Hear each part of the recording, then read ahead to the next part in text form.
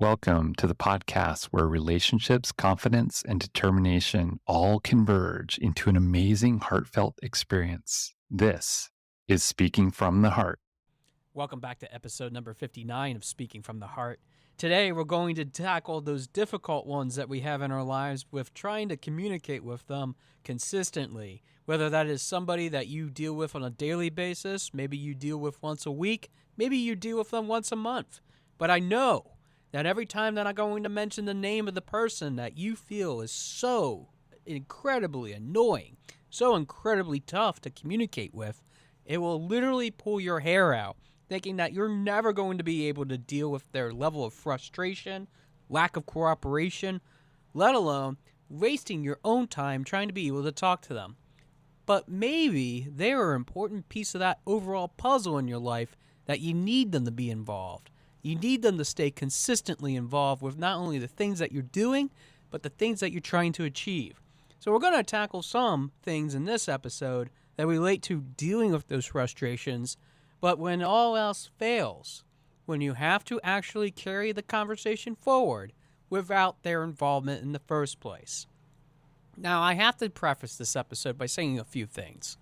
First off, I always believe that anything can be worked out with communication if you're just willing to work on it, not only for yourself, but for what the end result would be.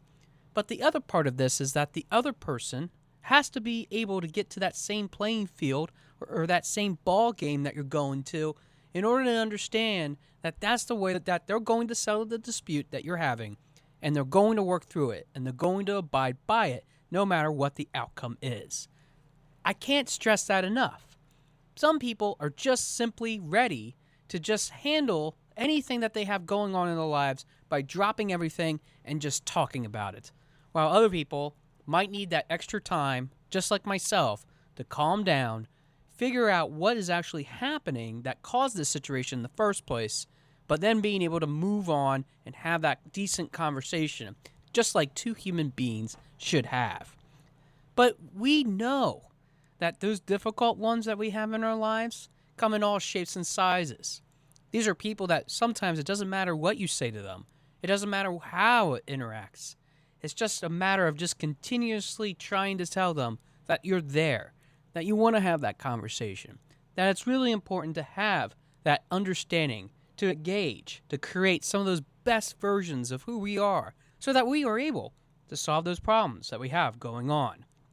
But there's a variety of different ways in which we can approach that problem and be able to address it in such a meaningful way so that when that situation does come up, you are more prepared. This episode also is really about those people that do struggle with all those different types of interactions in life. I know people that are literally afraid to pick up the phone because they don't know what that reaction will be on the other side, whether they're going to be dismissed, whether they are going to be yelled at, whether they are not going to be listened to, regardless of what they have to say, because they can't articulate those thoughts, those feelings, those convictions, those requests that they might have for actually picking up the phone in the first place. Same goes for even nowadays. Having the ability to FaceTime, which is one of the many benefits of having an Apple iPhone, has revolutionized the technology game quite clearly by being able to have video conferencing, being able to have engagement with a whole variety of different people on the go. But you have to put yourself on video. Whoever wants to do that, especially not looking the very best. You have to realize that for some people, it doesn't matter where they're coming from, what they're trying to do, what they're trying to say in order to get others to talk. Sometimes even being lost in those details that we have going through our minds, especially as we're having that conversation, can be quite challenging, especially with the way our brains work. So I understand and respect all those different viewpoints and appreciate how those thoughts can manifest into something that maybe we can't even work through. And I have to tell you that even as somebody like myself, who has burned plenty of bridges in my entire life, let alone all kinds of different people that have truly tested my waters to really see if I'm capable of doing what I'm able to do, have really let me down when it really counted the most. It's really been about not just the people that I have surrounded myself with, both personally and professionally, but it's also understanding at a deeper level why it was important for them to share what they needed to share. Because I feel that we all have motivations, and that's really my first technique that I have to tell you that it might work, especially with what you're going through.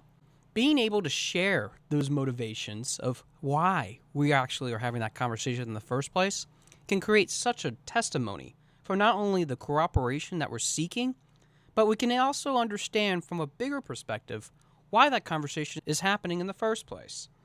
But we all know that our boss is showing up, and we know that we're about ready to get yelled at for something that we didn't do. Or maybe we were late to work one day and we forgot about submitting our time slip. Maybe we were consistently late because of other things that were happening in our lives. Having that fight or argument with a significant other. Driving down the road and yelling, "You son of a beep," to somebody else that was cutting you off in traffic and really didn't understand that maybe they should have just slowed down because you needed to get to where they needed to go too. I know that for many of us, when we are going through these conversations, we have a motivation of doing it. So if we're able to examine why we're even having that conversation in the first place, which can take a few seconds to understand, it can help us to pause, breathe, and relax on the ways in which we can be able to create some of those best conversations that we have yet to come. Even with motivation said, understanding how somebody actually is articulating their thoughts might be a good precursor to what might be actually happening in their own lives. Sensing the body language, the vocal variety, the different types of structure that we often hear in public speaking really helps us to understand why we're even having that conversation in the first place. Heck, we're already in the month of November. Why not talk about the fact that soon enough we're going to be gathering around the Thanksgiving table, having conversations with people that we haven't seen in almost a year, maybe some of them that we have just seen last week for that matter, but yet we need to be able to understand why they're so articulate about why they think their favorite football team is going to win the NFL series, let alone why we think that kicking that soccer ball around is going to help somebody be the next Pele when it comes to being a soccer star. Now, with all sports aside, and me not being the aficionado that should be talking about sports, I will put it in a context that might help you to understand what I'm trying to say. Having that body language, having that ability to understand the vocal variety, understanding how thoughts are being put together, can be a great manifestation of understanding how those people, especially being difficult to understand in the first place, might be working on some of the nerves that you have, even if it is your last one. I think we often jump to conclusions because of what the people are that we are working with. Sometimes even understanding why certain people have the reactions that they do in the first place might be because of a misunderstanding culturally, let alone ethically, let alone socially, even about the things that we try to do or understand that might be misconceived in the first place, all create that mind picture of why we always detest the person that we are talking to. It's almost like being on Facebook, or even X, formerly known as Twitter for that matter. Dealing with the different types of people, or even that platform for that matter, can be very difficult because all you have to look at is the tone in which they're writing things, which you can never tell unless they are really descriptive, almost like an author from the 1800s about what they're feeling. And you almost have to understand the importance of the fact that for these people, all you got to have is a profile picture that allows them to understand, but maybe they were representing some sort of viewpoint or idea that you don't necessarily agree with. I think that we often get ourselves caught up in situations that we want to pull our hair out, to be frustrated, to have that lack of cooperation, or even feel like we wasted our time because we haven't yet understood what was really happening in the first place.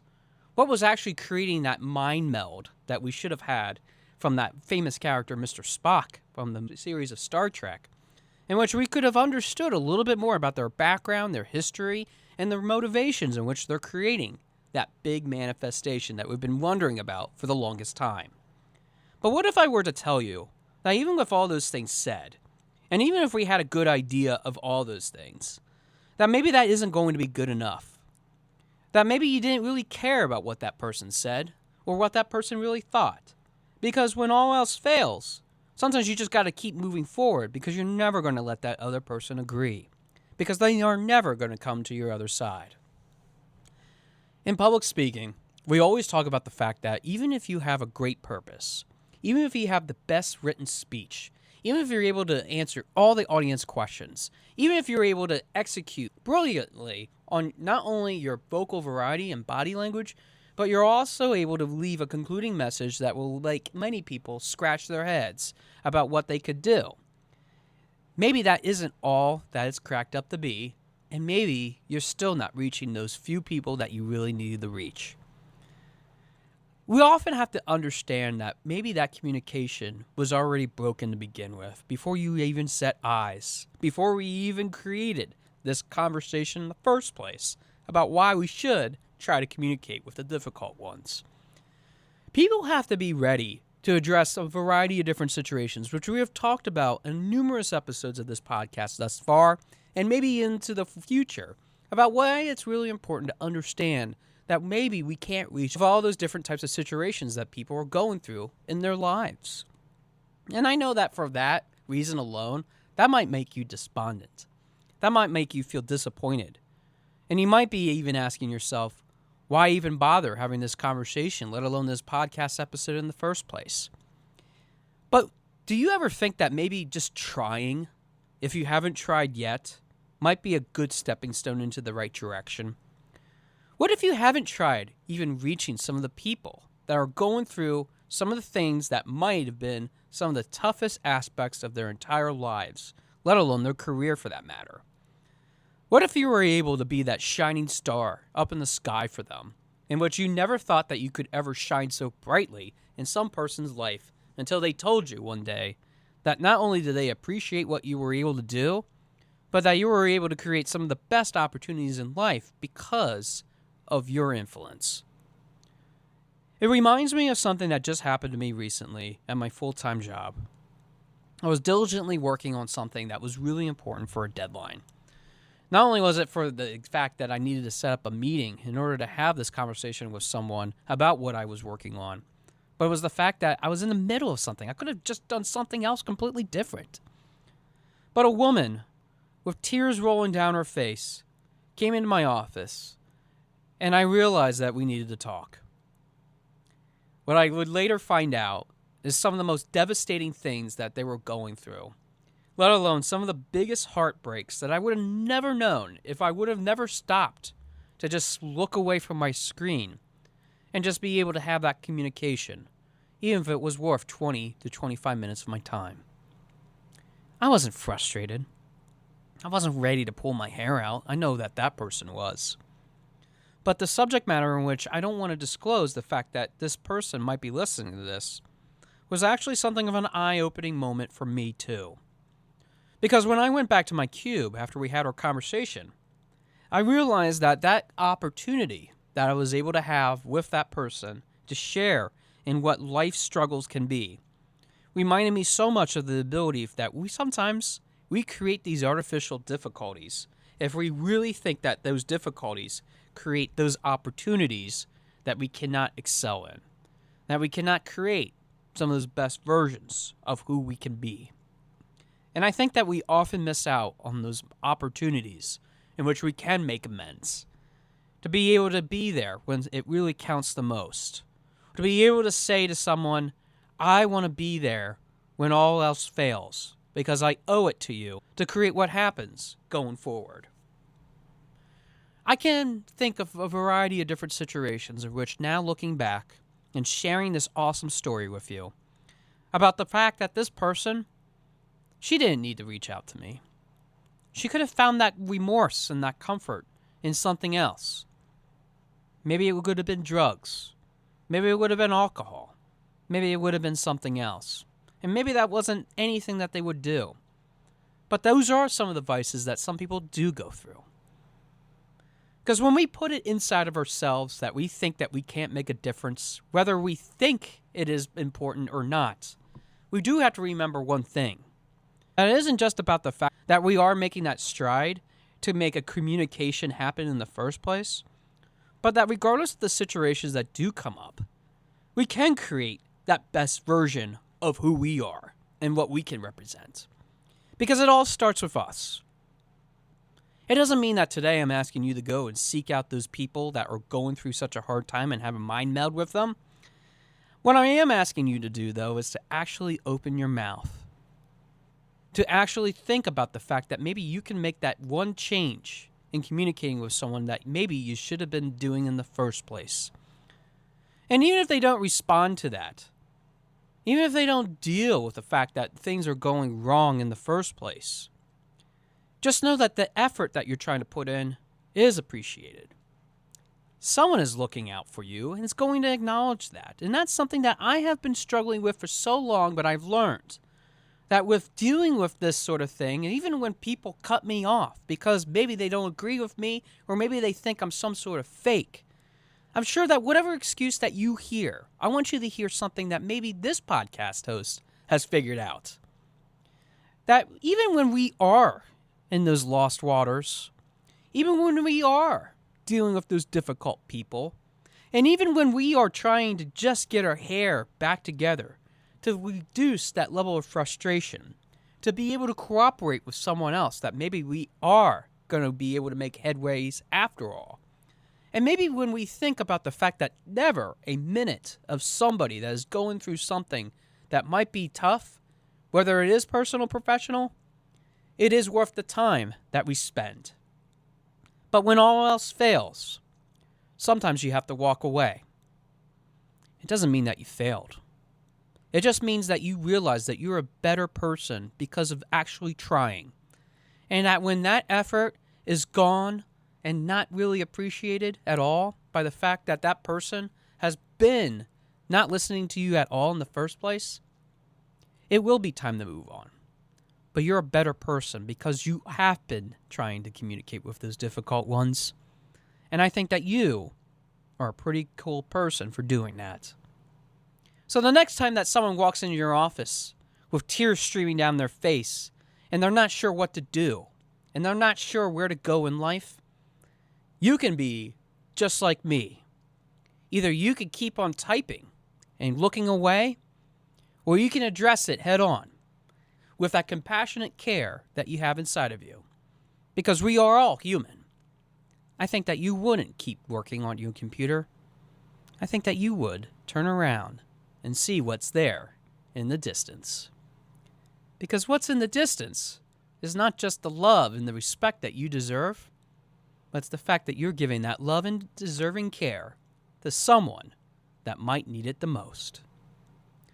Thanks for listening to episode number 59 of Speaking from the Heart, and I look forward to hearing from your heart very soon.